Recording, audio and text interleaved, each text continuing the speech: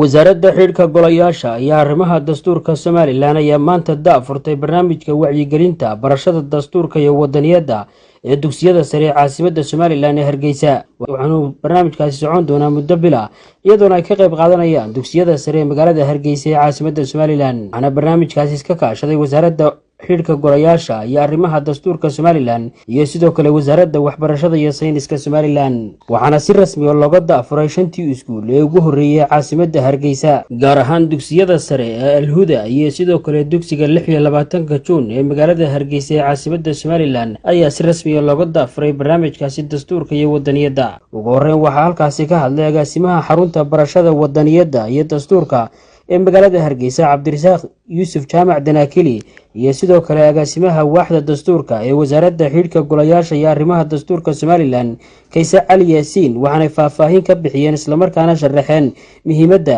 barnaamijkani. Waan ku faraxsanahay maanta inaanu joogno iskuulka Al-Huda oo laga furi doono barnaamijkii barashada iyo wacyigelinta dastuurka iyo wadaniyadda oo runtii barnaamij aad u qiimo badan oo ay labada wasaarood iska kaashadeen, wasaaradda waxbarashada iyo wasaaradda xidhiidhka golayaasha iyo arrimaha dastuurka. iskuulka Al-Huda ee maanta joognaa galaaskan aan ku jirna ayaa barnaamijkaas oo in ka badan 38 iskuul oo secretary oo ku yaala Hargeysa markii ugu horeysay aynu halkan ku furaynaa. runtii waa arrin anigu runtii aad iyo aad ugu faraxsanahay in aynu ku furno Al-Huda, maamulka guud ahaan aad noo soo dhaweeyeen. barnaamijkani waa barnaamij kooban laakiin macno badan sameynaya oo inaad barato dalkaaga shuruucdiisa oo dastuurka ugu horeeyo.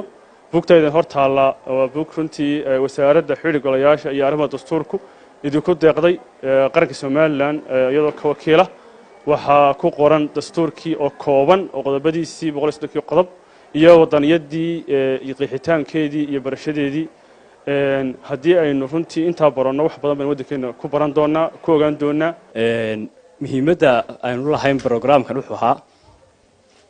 inaynu fahansiino dhalinyarta iyo ubaxeena daljacaylka iyo wadaniyaddu waxay tahay iyo dastuurka. barnaamijkan wuxuu noo socon doonaa muddo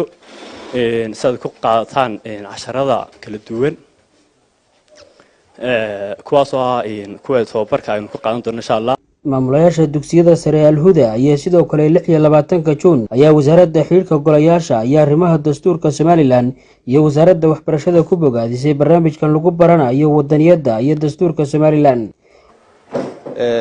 runtii waa barnaamij aad u fiican labada wasaaradoodba, wasaaradda dastuurka iyo wasaaradda waxbarashadaba aad baan u hambaleynayaa. waana ku faraxsanahay, aadna u soo dhaweynaynaa.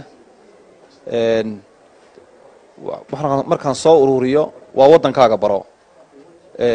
xitaa waxaa ogaanaysaan yani waa min addiin qofku wadankiisa inuu barto, afkiisa inuu barto, dhaqankiisa inuu barto, yani xeerarka wadankiisa inuu barto. yani muwaadin qofku waxaasu ku noqdaa. marka dee xiliyadan dambe wadan jacaylku iska yaryahay, waxyaaba badan baa inagu soo kordhay. marka ardayda Al-Huda secondary iyo ardayda Somalilandba waxaan farayaa in qof kastaaba wuxuu wax ku yahay waa wadankiisa. waxaad wax ku tahay wadankaagu inuu horumaro, wadankaagu inuu kor u socdo, wadankaagu inuu amni noqdo, wadankaagu inuu ictiraaf helo. halkan haddii Ilaahay ka dhigo waxaynu joognaa furitaanka tababar haddii Ilaahay ka dhigo lagu baran doono dastuurka Jamhuuriyadda Somaliland oo runtii ardayda halkan joogta dugsiga sare Al-Huda aynu nasiib u yeelanay furitaanka xafladaas oo runtii dugsiyo kale oo waxa weeyaan public iyo private iskugu jirana runtii waxa weeyaan barashada dastuurka laga furin doono. waxaan u mahadnaqaynaa wasaaradda waxbarashada gaar ahaan xafiiska gobolka oo gudoomiyihii nala joogo iyo wasaaradda dastuurka iyo xidhiidhka golayaasha waxa weeyaan oo iyaduna runtii hawshan soo qaban qaabisay. waa dugsiga sare 26 Juun gaar ahaan fasalka 2A. waxaa halkan martii inoo soo booqday maanta gudoomiyaha gobolka Maroodijeex ee wasaaradda waxbarashada iyo sayniska iyo agaasimaha guud ee wasaaradda dastuurka ee qaranka Jamhuuriyadda Somaliland oo halkan inoo soo diray maanta tababar aynu ku qaadanay dastuurka, macnaha dastuurka barashadiisa Soomaaliyeed sida marka hadii Ilaahay iyo wacyigelin ay noo wadeen. marka aad iyo aad baan ugu soo dhaweynayaa agaasimaha guud iyo gudoomiyaha gobolka Maroodijeex agaasimaha guud ee wasaaradda xidhka golayaasha iyo arrimaha dastuurka Somaliland Deeqa Cabdi Yuusuf iyo gudoomiyaha wasaaradda waxbarashada iyo sayniska ee gobolka Maroodijeex